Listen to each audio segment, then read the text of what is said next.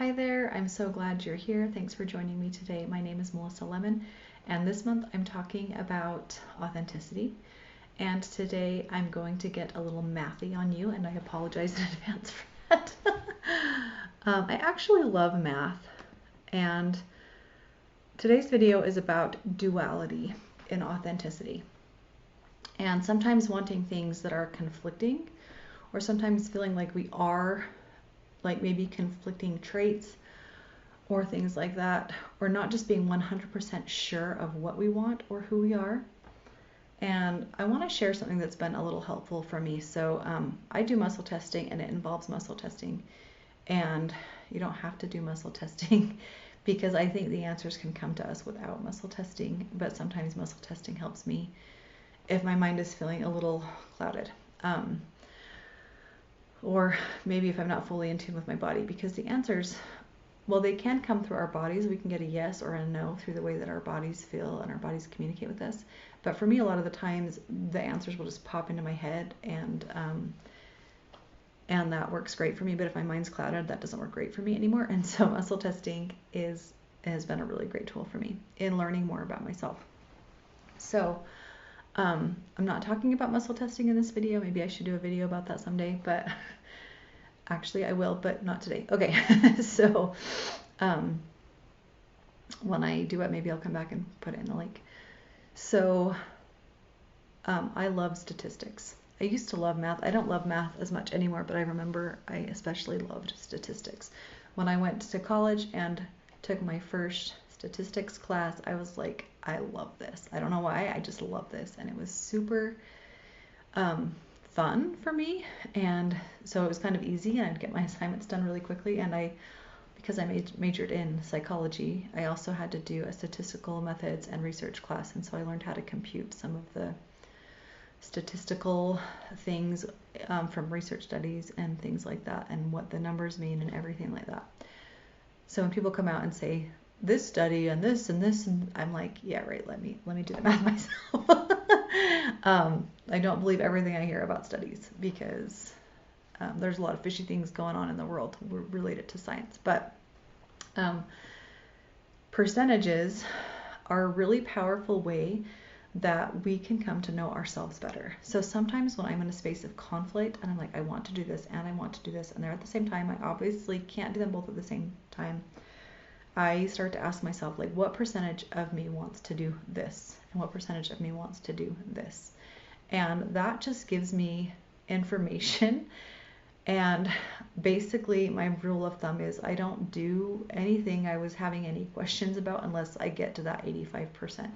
I might need to sit down and process and write down pros and cons, or just think about things a little more before I get up to an 85%, or before that percentage will fall down a little bit. When I have two conflicting things, if that makes any sense. Hopefully I'm making sense. But that has been a really helpful tool for me to just get in touch with my authenticity.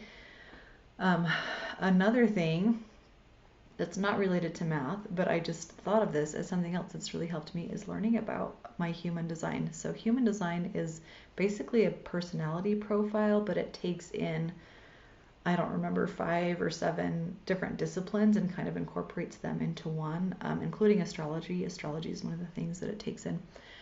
But in my human design, I'm an emotional authority, which when I learned that and what it really meant and how to implement it in my life, it was life-changing for me. So I'm an emotional authority, which means for me that I basically probably shouldn't make any decisions until I've felt all my feelings about whatever it is I'm making a decision about. I have to make my decisions in a place of having processed all my emotions before I make the decision, if that makes any sense. So I have to figure out how I feel, and I have to allow myself to feel all the feelings that come up about something before I can make a decision. And if that takes years, it takes years. And that has been such a powerful thing for me to learn in my life. The particular strategy in mine is called wait to respond. And at first I was confused about that, and now I'm crystal clear about what it means. It's like, oh, I have to wait until I've felt all the feelings about something before I can respond. And so doing that is a way to just honor myself and my own human design, and how my mind and my heart and spirit and everything work, And I recommend learning about that. It's a really powerful way. And honestly, I don't know that much about it. I know like 5 things about it, and that's it. And it's really, there's a lot more than 5 things to learn about it. But, you know, we learn about things line upon line and just a little bit at a time. And sometimes just a little bit of information about something can go a long way. So if that feels, you know, if that's resonating with you at all, just knowing a little bit more about yourself and your, I love how it's called human design. It's like the design, you know, the design of ourselves before we came here. And I do believe it involves the divine. I believe that the time that we were born was very appointed and specific to us and what we needed when we came here to Earth. I'm getting all existential on you or whatever, but those are just some thoughts about duality and authenticity. And when we're experiencing duality, we're kind of fractured, and that's totally normal in this human experience. It's totally normal because we are literally the combination of a physical body and a spiritual body. And we're going to have some duality. And not just that, there might be other reasons that we are experiencing duality.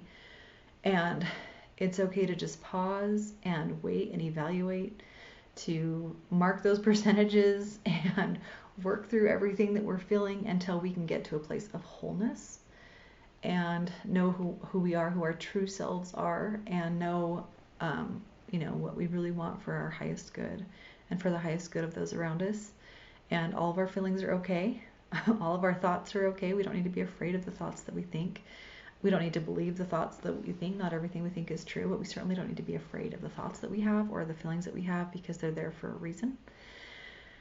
And those are some thoughts for you today. I hope that is helpful. Like and subscribe if you'd want to. And if you have any questions about any of this or thoughts, I'd love to hear from you. My email address is sunriseenergyhealing@protonmail.com. Thanks so much for watching. See you next time.